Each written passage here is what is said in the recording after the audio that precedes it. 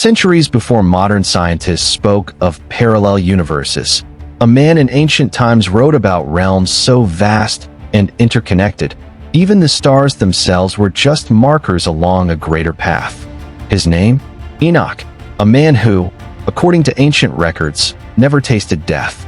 The Book of Genesis says, Enoch walked with God, and he was not, for God took him.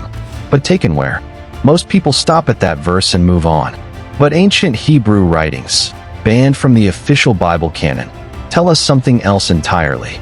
They claim Enoch was shown maps. Not maps of seas or mountains, but of worlds beyond worlds. These writings describe layers of creation, places the human eye was never meant to see, portals of light, dimensions where time folds back on itself, and in the center of it all, a pattern that some now call the multiverse. For years, scholars brushed it off as myth, until recently, because scattered in archaeological archives, there are strange diagrams, drawn by unknown hands, that mirror Enoch's descriptions almost exactly. The unsettling part? These diagrams don't just talk about places. They talk about connections, gateways between our world and others. And according to Enoch, someone or something controls the pathways. And here's the real question. If Enoch saw this map, why was it hidden? And who benefits from keeping us in the dark? Stay with me, because by the end of this, you'll see why some believe this map could be the key to unlocking the deepest secrets of our reality, and why others would do anything to keep it buried. The Book of Enoch is not your usual Bible reading. It's filled with visions, angelic encounters, and journeys beyond Earth. In one section, Enoch claims he was taken by beings called Watchers, powerful entities stationed over different realms. He speaks of being shown the foundations of the heavens, the storehouses of the winds, and the paths of the luminaries.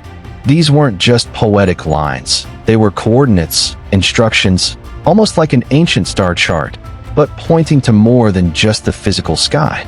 Some translations describe 7 heavens.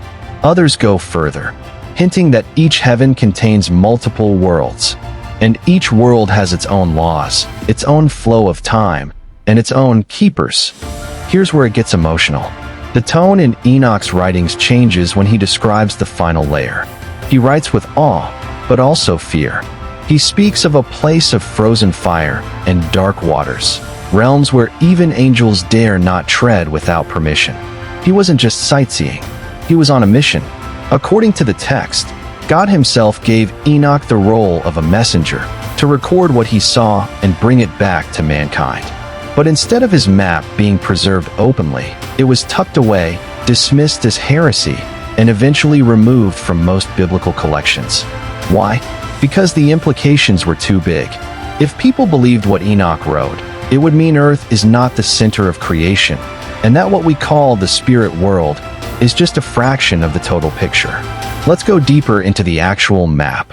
In one fragment from the Book of the Secrets of Enoch, there's a description of a cosmic structure, a great, living architecture that connects realms through something called gates of light. These gates, according to the text, open at appointed times, linked to the movements of stars and celestial cycles, and not every being can pass through them. Only those with the seal are allowed to cross. Now here's where it gets even stranger.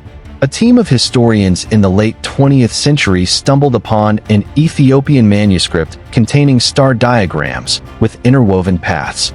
At first, they thought it was just symbolic.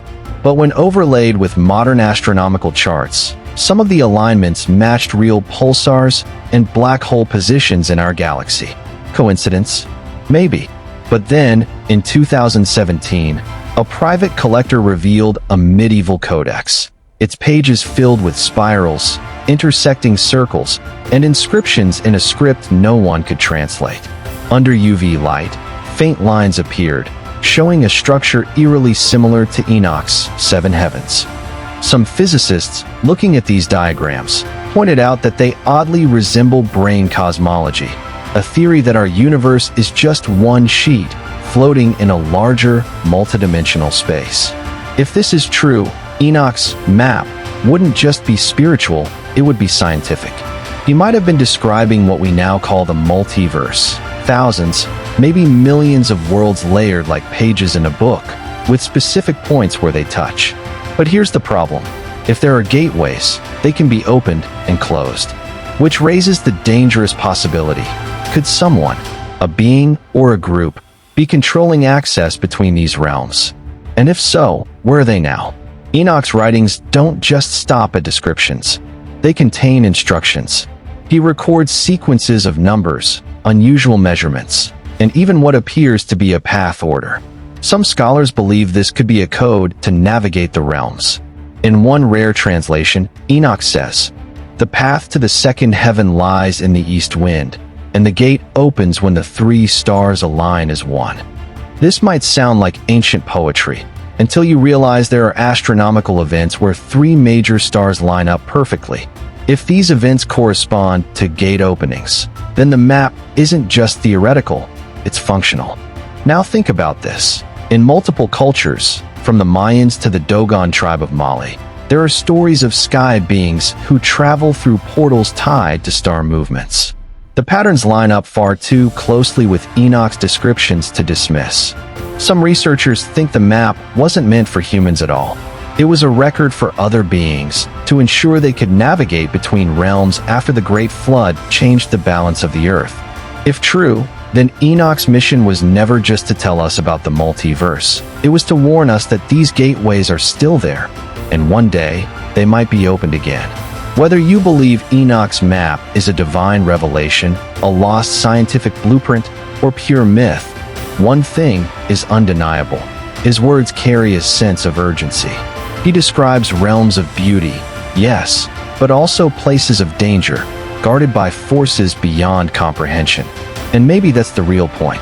We're so focused on exploring the far reaches of our physical universe. But according to Enoch, the greatest journeys happen when dimensions collide, when a gate opens, even for a moment, and we catch a glimpse of something greater. If the map still exists, in a vault, a monastery, or hidden within plain sight, it might be the most important artifact in human history. Not because it shows us where we are, but because it shows us we're not alone. The truth about Enoch's map might still be out there, waiting for someone bold enough to follow it. If you found this story fascinating, share it. Keep the conversation alive. Because the more people start asking questions, the harder it becomes for the truth to stay buried.